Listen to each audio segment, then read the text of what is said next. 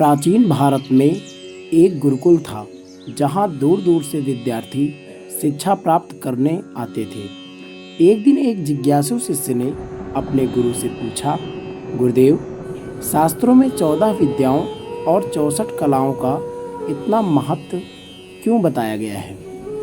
गुरु मुस्कुराए और बोले, वत्स, केवल पुस्तकें पढ़ लेना ही ज्ञान नहीं है। जीवन को सफल बनाने के लिए विद्या और कला दोनों आवश्यक हैं। फिर गुरु ने समझाया कि 14 विद्याएं ज्ञान का आधार हैं। इनमें 4 वेद, ऋग्वेद, यजुर्वेद, सामवेद और अथर्ववेद, 6 वेदांग, शिक्षा, कल्प, व्याकरण, निरुक्त छंद और ज्योतिष तथा मीमांसा, न्याय, पुराण और धर्मशास्त्र शामिल हैं। ये विद्याएं मनुष्य को धर्म ज्ञान, तर्क और जीवन के सिद्धांत सिखाती है।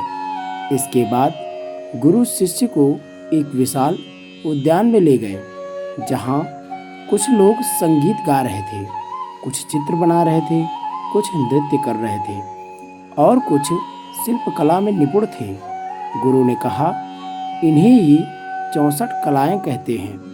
इनमें गायन, वादन, नृत्य, चित्रकला, मूर्तिकला, वास्तुकला, रत्न पहचान, सुगंध निर्माण, वस्त्र, सज्जा, अभिनय, काव्य, रचना और अनेक अन्य कलाएं शामिल हैं। शिष्य ने पूछा, क्या केवल विद्या पर्याप्त नहीं है? गुरु ने उत्तर दिया, नहीं वत्स, विद्या मनुष्य को बुद्धिमान बनाती है, जबकि कला उसे कुशल और आकर्षक व्यक्तित्व प्रदान करती है। भगवान श्री कृष्ण और माता रुक्मिणी को 64 कलाओं में निपुण बताया गया है, इसलिए वे केवल ज्ञानी ही नहीं बल्कि सर्वगुण संपन्न भी थे। शिष्य को अब बात समझ आ गई। उसने प्रण किया कि वह केवल पुस्तकीय ज्ञान ही नहीं बल्कि जीवन उपयोगी कलाएं भी सीखेगा।